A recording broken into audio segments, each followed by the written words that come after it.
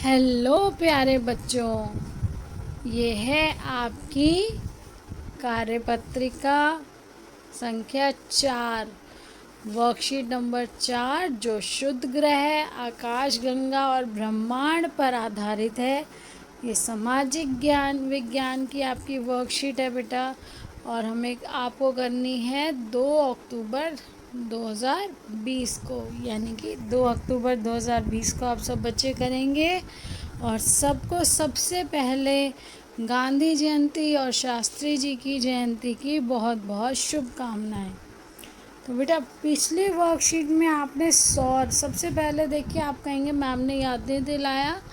विद्यार्थी अपना नाम लिखेंगे, अपने शिक्षक का नाम लिखेंगे और अपना रोल नंबर, स्टूडेंट आईडी ज़रूर लिखेंगे।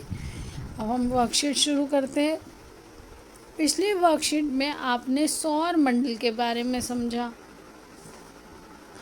जिस धरती पर हम रहते हैं वह सौर मंडल का एक हिस्सा है, और सौर मंडल ब्रह्मांड का एक हिस्सा है।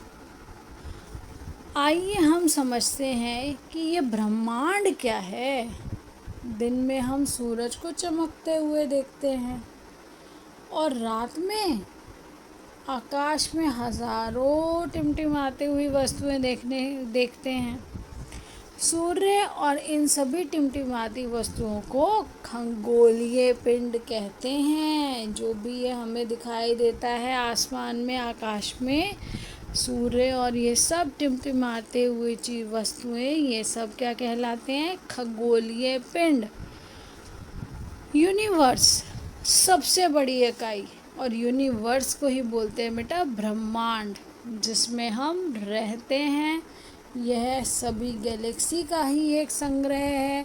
सभी गैलेक्सी को मिलाकर बनता है यूनिवर्स, जिसको ब्रह्मांड कहते हैं। गैलेक्सी को ऐसी इकाई के रूप में माना जाता है जिसमें अरबों सितारे, धूल के बादल, गैसें, शुद्ध ग्रह, उल्का पिंड, अन्य खगोलीय पिंड शामिल हैं। तो एक गैलेक्सी में अरबों सितारे होते हैं, धूल के बादल, गैस, शुद्ध ग्रह, उल्का पिंड और बहुत से और खगोलीय चीज़ें होती हैं, खगोलीय पिंड होते हैं, जो मिलकर गैलेक्सी बनाते हैं। इस प्रकार हम कह सकते हैं कि एकमात्र बड़ी इकाई क्या है? ब्रह्मांड। और सभी गैलेक्सी मिलकर ब्रह्मांड बनाती हैं। आकाश में तारों का सफ़ेद चमकता हुआ मार्ग मिल्की वे गैलेक्सी कहलाता है। इसे हम आकाश गंगा भी कहते हैं। तो मिल्की वे जो गैलेक्सी है उसका दूसरा नाम क्या है? आकाश गंगा। और आप इस तरह से दूधिया ऐसे ऐसे ऐसे तारों से भरा हुआ जैसे झुंड देखोगे ना बेटा, टीवी में भी दिखाते हैं कई बार, तो वो क्या है? मिल्की वे गैलेक्सी। अब देखिए इस तस्वीर के माध्यम से, तो ये तस्वीर देखिए, मैं आपको बड़ा करके दिखा रही हूँ।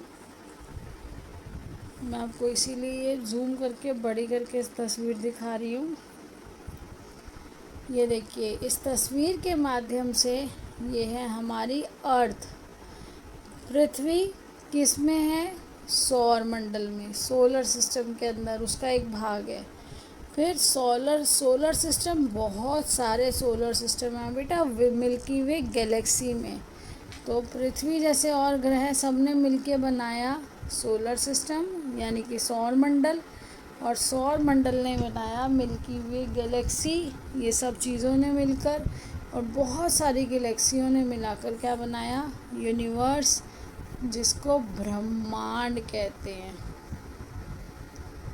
ठीक है, अब देखिए, अब हम वापस अपने साइज़ पे आ जाते हैं। इस तस्वीर के माध्यम से हम आसानी से समझ सकते हैं कि ब्रह्मांड में क्या निहित है। इससे स्पष्ट है कि केवल एक ब्रह्मांड है, केवल एक ही यूनिवर्स है। जो कुछ भी मौजूद है वह इस ब्रह्मांड में ही मौजूद है। हमें जो भी खगोलीय पिंड दिख रहे हैं, जो कुछ भी हमारे आसपास मौजूद है, वो सब इस ब्रह्मांड में ही मौजूद है। अब देखिए, सितारों, ग्रहों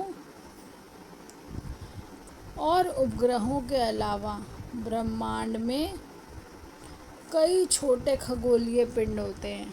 तो बेटा सितारे आपको दिख रहे हैं, आपने ग्रह पढ़ लिए जो 8 ग्रह हैं, फिर उपग्रह भी पढ़ लिए जो उनके चारों तरफ, ग्रहों के चारों तरफ चक्कर लगा रहे हैं, वो उपग्रह होते हैं।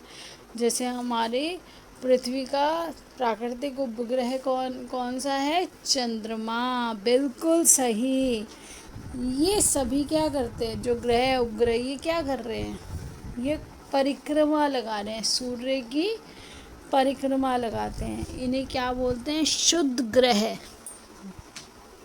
शुद्र, देखिए बेटा ये क्या है? द के नीचे र है, शुद्ध ग्रह। तो ये शुद्ध ग्रह क्या है? ये मंगल और बृहस्पति यानी कि मार्स और जुपिटर के बीच में घूमते हैं, सूर्य के चारों तरफ चक्कर लगाते हैं। और किसके बीच में ये बेल्ट है? ये पूरा है झुंड, वो है मंगल और बृहस्पति के बीच में।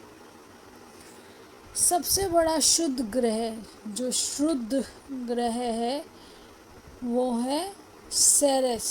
सबसे बड़ा जो शुद्ध ग्रह जो बृहस्पति और मंगल के बीच में घूम रहे हैं, उसमें सबसे बड़ा कौन सा है? सेरेस। बेटा ये कॉम्पिटिटिव एग्ज़ाम में भी पूछा जाता है। तो बहुत अच्छी बन रही हैं आपकी वर्कशीट्स, आपको एक एक शब्द में भी एक नया प्रश्न मिल सकता है। तो आप बड़े ध्यान से सुनिए, बड़े ध्यान से समझिए और अपनी कॉपी में ये सब कुछ लिखिएगा ताकि आपको अगली बार पढ़ते हुए ये सब आसानी से समझ आ जाए। चट्टानों के छोटे छोटे टुकड़े जो सूर्य की परिक्रमा करते हैं उन्हें उल्का पिंड कहते हैं। बेटा चट्टानों के छोटे छोटे टुकड़े होते हैं जो सूर्य की परिक्रमा कर रहे हैं उसके चारों तरफ, ये पृथ्वी के वायुमंडल में प्रवेश करते हैं तो जलने लगते हैं। अगर ये उल्का पिंड पृथ्वी के वायुमंडल में घुस जाते हैं तो जलने लगते हैं। क्यों? क्योंकि उल्का पिंड घर्षण के कारण, जब ये हमारे एटमॉस्फेयर में घुसता है ये उल्का पिंड, तो घर्षण के कारण ये गर्म हो जाते हैं और जलने लगते हैं।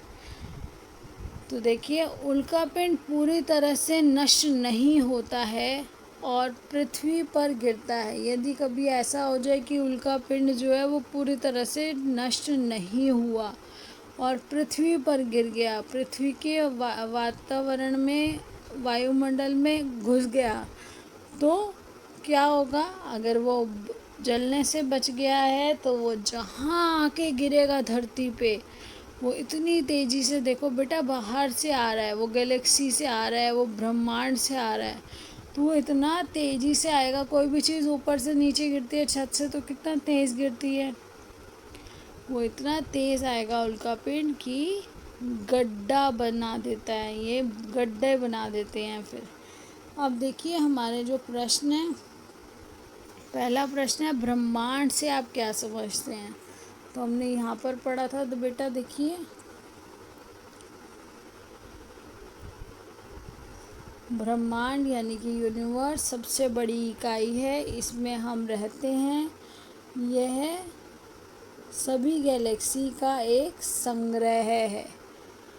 जो सारी गैलेक्सी है, जैसे मिल्की वे है, ये भी एक गैलेक्सी है, लेकिन बहुत सारी गैलेक्सीज में एक ये है। तो देखिए गैलेक्सी को ऐसी इकाई के रूप में माना जाता है जिसमें अरबों सितारे, धूल के बादल, गैसें, शुद्ध ग्रह और उल्का पिंड और अन्य खगोलीय पिंड शामिल हैं। तो आपसे जो प्रश्न पूछा गया पहला, वो पहले प्रश्न का उत्तर ये है। अब देखिए प्रश्न नंबर 2,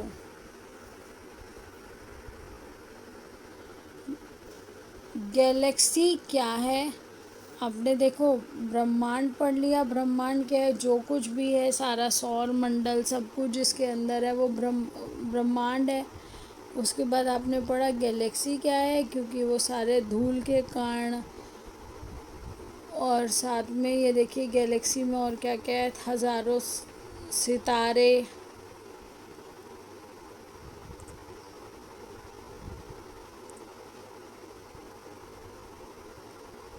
ये देखिए हमने, एक मिनट बेटा मुझे मार्क करना है ना इसलिए दिक्कत। ब्रह्मांड से आप क्या समझते हैं, आपने मार्क कर लिया। उसके बाद है गैलेक्सी से आप क्या समझते हैं। तो ये देखिए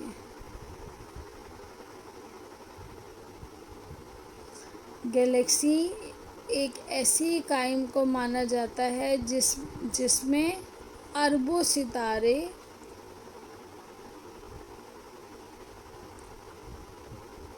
ये देखिए गैलेक्सी एक ऐसी इकाई को माना जाता है जिसमें अरबों सितारे, धूल के बादल, शुद्ध ग्रह और उल्कापिंड जैसी अनेक खगोलीय पिंड शामिल हैं। अब देखिए शुद्ध ग्रह डैश और डैश की कक्षा के बीच पाए जाते हैं। मैंने आपको कहा ये बहुत इम्पोर्टेंट है। तो ये शुद्ध ग्रह कहाँ पाए जाते हैं, ये मंगल और बृहस्पति के कक्षाओं के बीच में। जो मंगल है आपका ग्रह और जो बृहस्पति है उसके बीच में ये जो हमारे शुद्ध ग्रह हैं ये उसी में रोटेट करते रहते हैं। सबसे बड़ा शुद्ध ग्रह या सबसे बड़ा शुद्ध ग्रह है कौन सा। तो बेटा आपने जब यहाँ पे लिख दिया कि ये मंगल और दूसरा है बृहस्पति,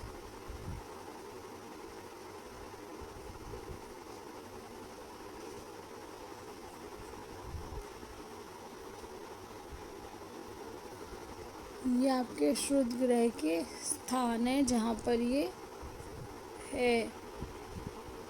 इसके बाद देखिए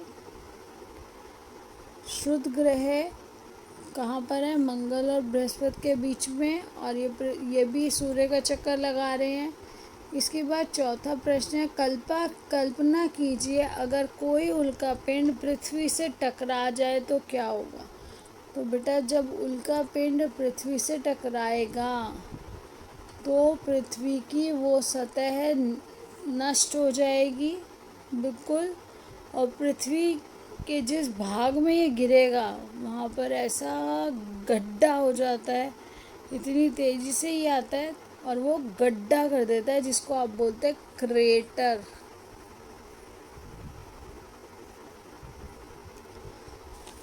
तो बेटा इस तरह से आपकी वर्कशीट कंप्लीट होती है। आप सभी बच्चे ध्यान से करेंगे, अपने पाठ को अपनी ज्योग्राफी की बुक, भूगोल की बुक से भी ज़रूर पढ़ेंगे और इसे अच्छे से करके समझेंगे भी। So keep learning, keep enjoying, stay blessed, stay happy. Thank you.